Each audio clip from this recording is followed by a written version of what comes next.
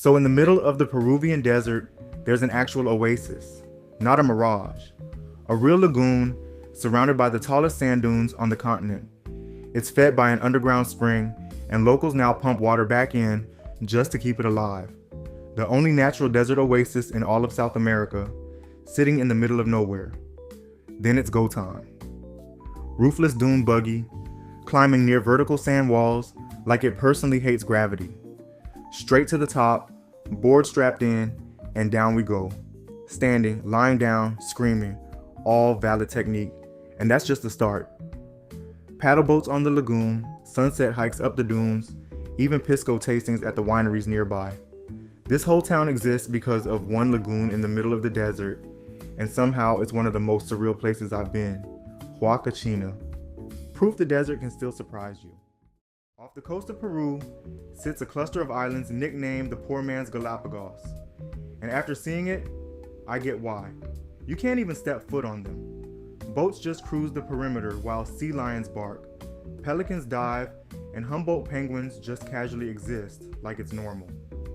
On the way out, the boat passes El Candelabro, a massive geoglyph carved into the desert hillside that nobody can fully explain. Then, the islands themselves. Rocky arches carved by centuries of ocean erosion, covered edge to edge in birds. This place used to be one of Peru's biggest exports, believe it or not, all because of what the birds leave behind. Paracas and the Ballestas Islands. Proof you don't need to touch the wildlife to be amazed by it. Lima has a neighborhood locals call the Soho of the city, and one look at the walls explains why. This is Barranco. Practically every building here doubles as a canvas, with murals covering entire sides of streets. Then there's the Bridge of Sighs built in the 1870s, and legend says if you can cross it while holding your breath, your wish comes true. I tried, I did not make it. Barranco actually started out as a beach resort for Lima's wealthiest families way back in the 1800s. Now it's cafes, art galleries, and old colonial mansions turned into something way more creative. Walk down toward the coast and you'll find the Bajada de los Baños, an old path fishermen once used to reach the ocean. Somehow this place is romantic, artsy, and a little rough around the edges all at once. Barranco, Lima's most colorful contradiction. Right in the middle of downtown, Lima sits the oldest Chinatown in Latin America, and honestly nobody warns you it's here. Chinese immigrants started arriving in the mid-1800s, mostly from Guangdong, brought in as laborers after slavery was abolished. They built this neighborhood from nothing, and centuries later it's still thriving.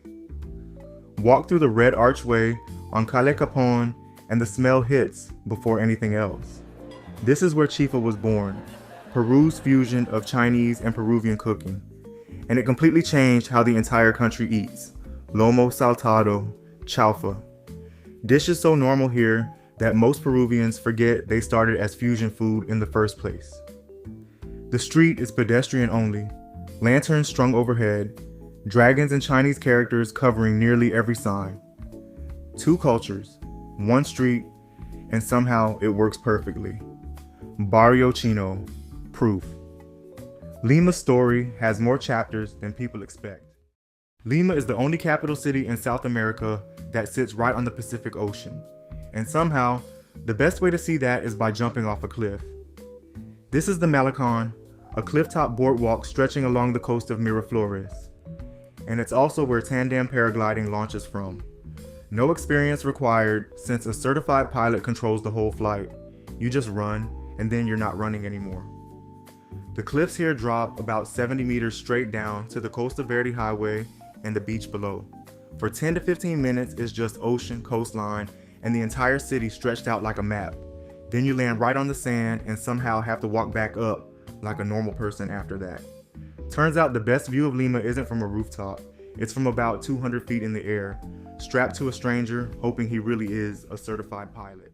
Before Machu Picchu, most trips through Cusco make a stop in the Sacred Valley, and it's not just a warm-up. This valley follows the Urubamba River, sitting roughly 2,000 feet lower than Cusco, which makes it the easiest place to adjust to the altitude before heading higher. The Incas turned this valley into their breadbasket, carving terrace after terrace into the mountainsides to grow corn and potatoes at scale.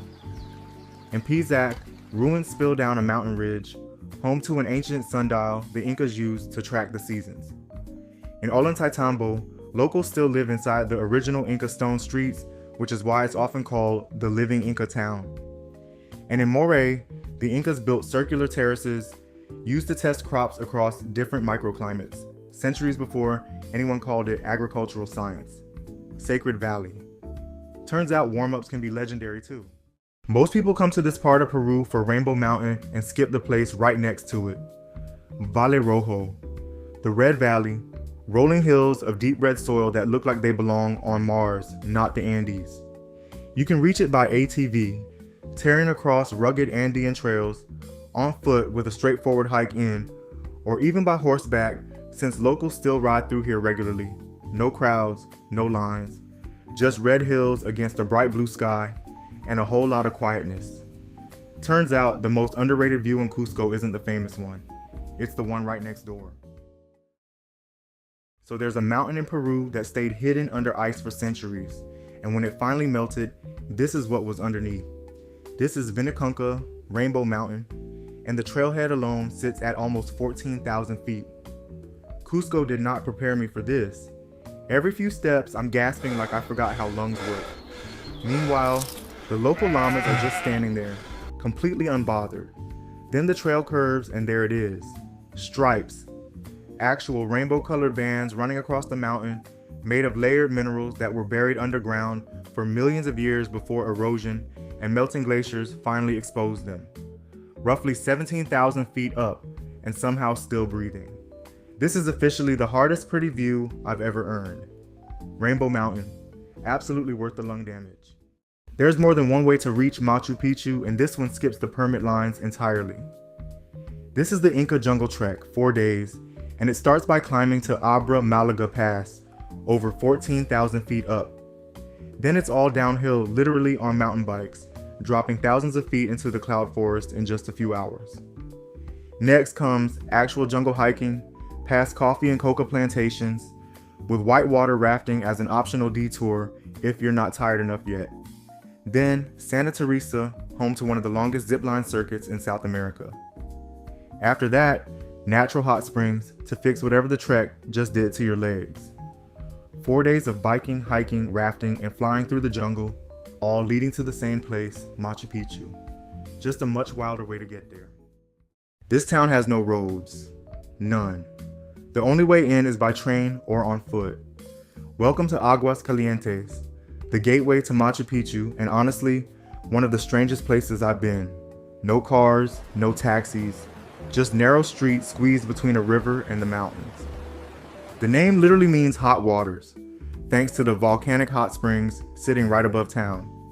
This whole place didn't even exist until the railroad showed up in the 1930s. Before that, nothing. Now it's packed with hotels, markets, and travelers about to hike up to one of the new 7 wonders of the world. Most people just pass through on their way to the ruins. I get it. But this odd little train town tucked into the cloud forest deserves a moment too. Machu Picchu, built in the mid-1400s under the Inca Emperor Pachacuti, sitting almost 8,000 feet up in the Andes. Every stone here was cut and fitted without mortar, some of them massive, all carried up a mountain by hand. The site stretches 5 miles, connected by more than 3,000 stone steps. And here's the wild part, the Spanish never found it. While they were destroying the rest of the empire, this place just sat here, hidden, known only to a few local farmers, for almost 400 years. Then in 1911, an American explorer named Hiram Bingham was led here by a local guide searching for something else entirely, and stumbled onto one of the greatest archaeological discoveries in history. Whether it was a royal retreat or a sacred religious site, nobody fully agrees. What they do agree on is this view. Every hike, every flight, every rough night of travel across this entire trip, all led here. Machu Picchu, worth every single step.